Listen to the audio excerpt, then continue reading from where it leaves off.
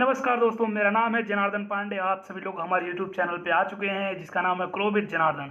आज की वीडियो की सबसे खास बात आज हम शुरू करने वाले हैं, बात करने वाले हैं चंद्रयान 3 के बारे में।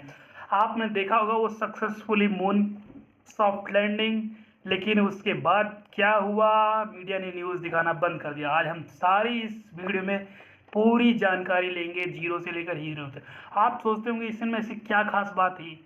आपको पता हो चंद्रयान 3 ने ऐसी धरती पे कदम रखे, कैसे इस मिशन ने भारतीयों को गर्व से भर दिया। आपने देखा होगा चंद्रमा की सतह पर घूमता हुआ हमारा प्रज्ञान रोवर। आज आप सभी लोगों को कैसा महसूस हुआ था जब चंद्रयान 3 ने सॉफ्ट लैंडिंग की थी हमारे मून पे। यह केवल शुरुआत है दोस्तों। आज हम इस वीडियो में जानेंगे कि एक सपने को हकीकत में बदलना आपको कैसा लगता है। वैज्ञानिकों ने हमारा दिन रात जो मेहनत किया उसको कैसे अंजाम दिया। चंद्रयान 3 अब चांद तक की अपनी सबसे कौन कौन सी रहस्यमय को खोजा, क्या वाटर वेपर मिला और क्या क्या मिला। आज कोविड महामारी के द्वारा क्या क्या अड़चने आई, क्योंकि आज इस चीज़ को सॉफ्ट मून को पूरा सॉफ्ट लैंडिंग किए हुए टाइम हो गया, लेकिन इस पर पूरी किसी ने बात नहीं की। तो आज हमको लगा कि पूरी डिटेल वीडियो बनाई जानी चाहिए, क्योंकि जहाँ चाहे वहाँ रहा है भारतीयों के। क्योंकि हम लोगों ने सफलता तो देखी, लेकिन उनमें क्या क्या प्रॉब्लम आई, क्या क्या परेशानी आई। तो इसी बीच में कोविड आया और एक वर्क प्रेशर था, उनके अंदर प्रेशर क्या था, हर चीज़ों के बारे में पूरा डिटेल डिस्कशन करेंगे। तो इस ऐतिहासिक यात्रा को मिस ना करें, पूरा वीडियो एंजॉय करें और शुरू से लेकर के लास्ट तक पूरी वीडियो में बने रहिए। आपको मज़ा आने वाला है, गारंटी हमारी है। और चैनल अगर आपको अच्छा लगे, ये की स्टोरी आपको अच्छी लगे, तो अपने दोस्तों के साथ शेयर करिए और हमें अपना सहयोग दीजिए। तो चलिए वीडियो के साथ शुरू करते हैं। जय हिंद।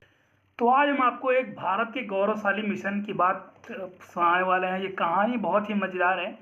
चंद्रयान 1, चंद्रयान 2, चंद्रयान 3 कहते हैं। ये कहानी बहुत अच्छी शुरुआत तो नहीं हुई थी, क्योंकि चंद्रयान 2 के फेल होने के बाद लोगों के मन में निराशा है। लेकिन ये कहानी है एक बार फेल होके बाद पास होने की, बाउंस बैक करने की, अपने आप को स्थापित करने की।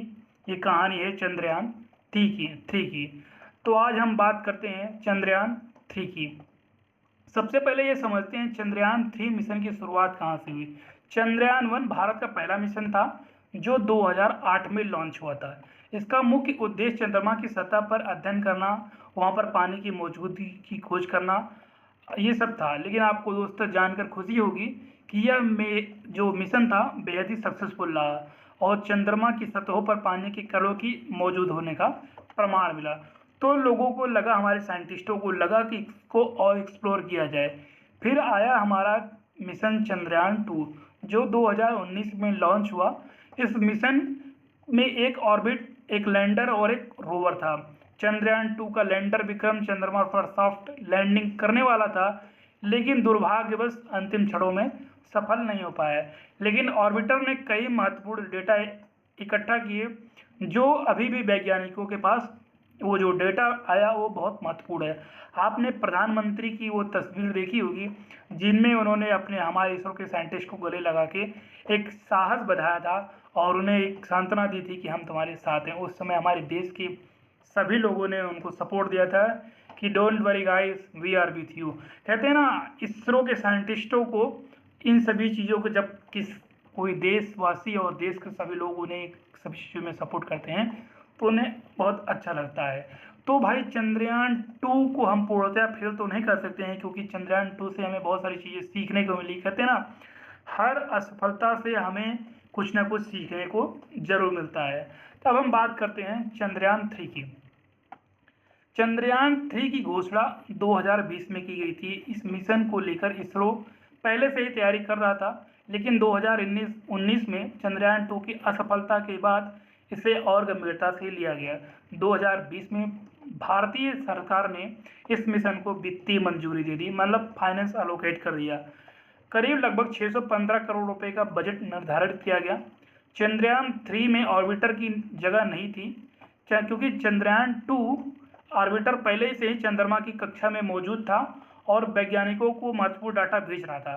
तो इस बार मिशन का पूरा ध्यान लैंडर और रोवर पर था, जिसका नाम रखा गया विक्रम और प्रज्ञान। अब बात करते हैं मिशन की तैयारी कैसी हुई। चंद्रयान 3 की मिशन की तैयारी बहुत तेज़ी से चल रही थी, लेकिन फिर ये हमारा 2020 के टाइम में जो हमारी कोविड आ गई, जनवरी फरवरी मार्च के बाद आपने देखा होगा बवाली काट दिया इसने। कोविड-19 महामारी के कारण इसमें देरी हुई। इसरो के वैज्ञानिकों ने अपने काम कुछ समय के लिए रोकना पड़ा। 2020 और 2021 के बीच में मिशन में कई बार बदलाव किए गए, कई चुनौतियों का सामना करना पड़ा।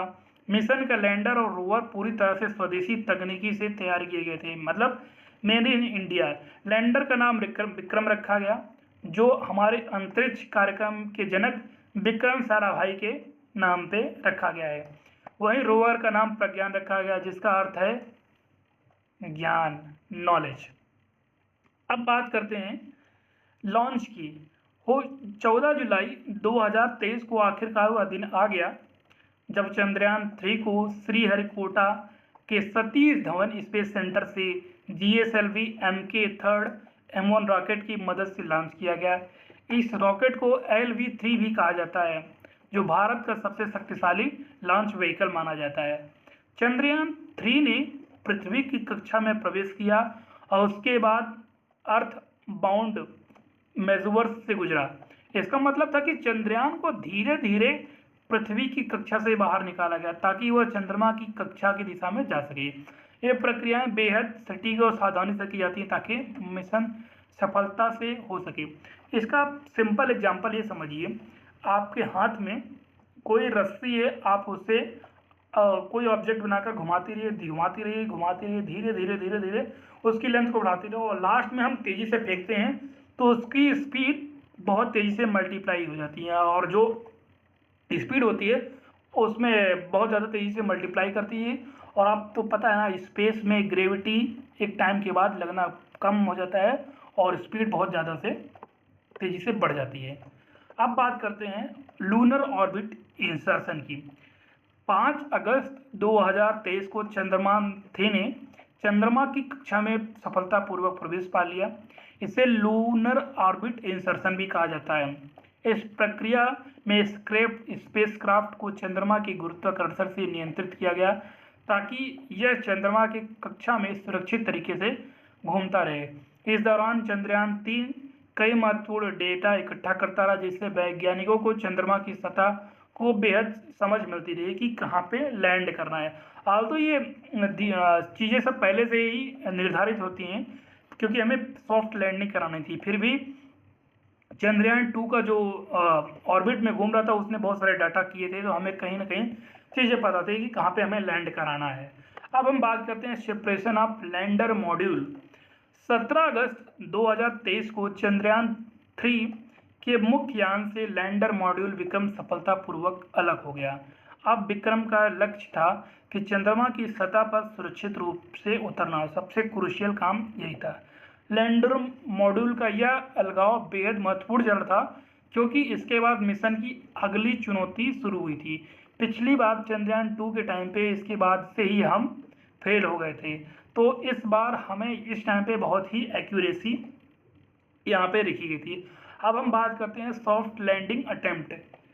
अब हम बात करते हैं 23 अगस्त 2023 का दिन भारतीय अंतरिक्ष अनुसंधान के इतिहास में वो गोल्डन डे था जब चंद्रयान 3 ने इस चंद्रमा की सफलतापूर्वक सॉफ्ट लैंडिंग की थी। हम लोग ऑफिस में थे और सभी लोग, आपको एक छोटी सी यहाँ पे क्लिप और ऐड करना चाहूँगा। हम लोग ऑफिस में थे और डेवलपमेंट चल रहा था, लेकिन सब लोग चंद्रयान 3 की लैंडिंग देख रहे थे। और जैसे ही चंद्रयान 3 लैंड हुआ, पूरे ओडीसी में ये माहौल कट गया। मतलब सब लोग खुश हो गए कि भाई जैसे क्या ही हो गया। समझ लीजिए वो पल भारतीय, अब समझ लीजिए यूट्यूब पे वो रिकॉर्ड तोड़ हुआ था कि पहली बार ऐसा हुआ था चंद्रयान 3 की मून लैंडिंग पे, जो सॉफ्ट की लैंडिंग थी, इतने लोगों ने देखा था, रिकॉर्ड बन गया था। ये जो पल था हम सभी के लिए, इंडियंस के लिए नहीं, सबसे महत्वपूर्ण प्राउड का मोमेंट था। लैंडिंग बिल्कुल सटीक प्लान के मुताबिक हुई थी और भारत ने अंतरिक्ष इतिहास में एक और माइलस्टोन को स्थापित कर दिया गया था। अब हम बात करते हैं सॉफ्ट लैंडिंग के तुरंत बाद 23 अगस्त को रोवर प्रज्ञान ने चंद्रमा की सतह पर अपना पहला कदम रखा। प्रज्ञान अपने सोलर पैनल से ऊर्जा प्राप्त कर 14 दिनों तक चंद्रमा की सतह पर अध्ययन किया है। इस दौरान रोवर ने कई महत्वपूर्ण वैज्ञानिक डेटा इकट्ठा किए, जिसके चंद्रमा की मिट्टी, खनिजों की सतह पर संरचना को एकदम डीपली एनालिसिस किया। प्रज्ञान ने चंद्रमा पर पानी के अंशों और अन्य महत्वपूर्ण खनिजों की पहचान की, जो भविष्य में चंद्रमा पर मानव अस्तित्व के बेहद मतलब सहायक कर सकते हैं कि आदमी वहाँ पे जाकर के रिसर्च कर सकता है कि नहीं। क्योंकि लोगों का ये मानना है कि चंद्रमा पर अगर हम जाकर के अपना एक स्टेशन, स्पेस स्टेशन सेटअप कर सकें तो और जिससे और पे जाने के लिए हमारे पास ईंधन कम होगा, क्योंकि वहाँ पे आसान होगा, क्योंकि वहाँ पे ग्रेविटी कम है। तो वहाँ से अगर हम किसी सेटेलाइट को लॉन्च करें या कोई और मिशन करते हैं तो वहाँ पे बेनिफिशियरी हुआ, हमें करते हैं कम चीज़ों में ज़्यादा फायदा हो पाएगा। अब हम बात करते हैं 14 दिनों की ऑपरेशन के बाद रोवर और लैंडर को हाइबरनेशन में डाल दिया गया है। इसका मतलब ये था कि अपना काम पूरा कर लिया। अब चंद्रमा की ठंडी रात का सामना करने के लिए हमारा लैंडर तैयार हो गया था। सब कुछ ठीक रहता है, भविष्य में उसे पुनः सक्रिय किया जाएगा, ऐसा इसरो बोलती है कि जब ज़रूरत होगी, जब सिचुएशन ऐसी होगी, क्योंकि उसके अंदर जो कंपोनेंट्स लगे थे जो बहुत सारे टेम्परेचर, लोएस्ट टेम्परेचर को झेल नहीं सकते थे, लेकिन अगर उन्हें ज़रूरत पड़ी तो फिर से एक्टिव किया जाएगा। अब फ्यूचर प्रॉस्पेक्ट क्या है अब इसरो की, तो मैं बात करूँ चंद्रयान 3 की मिशन की सफलता के बाद इसरो की भविष्य की योजनाएं और भी बड़ी हो गई, उनके जो एक्सपेक्टेशन थे और बड़ी हो गई। भारत अब अंतरिक्ष में मानव मिशन की खोज की तैयारी कर रहा है, जिसे गगनयान मिशन कहा जा रहा है। इसके साथ ही इसरो आने वाले सालों में चंद्रमा से जुड़े मिशन की योजनाएं बना रहा है, जिसमें चंद्रमा की और साथ गहराई की खोजें की जाएंगी।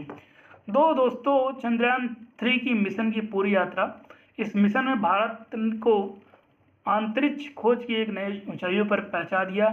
इससे हम गर्व से कह सकते हैं भारतीयों ने इतनी मेहनत और समर्पण से यह कारनामा दिखाया। आपको यह वीडियो कैसे लगा, आपको पसंद आया तो चैनल को सब्सक्राइब करना ना भूलें। तब तक आने वाले वीडियो के लिए मिलते हैं, तब तक के लिए धन्यवाद। जय हिंद, जय भारत।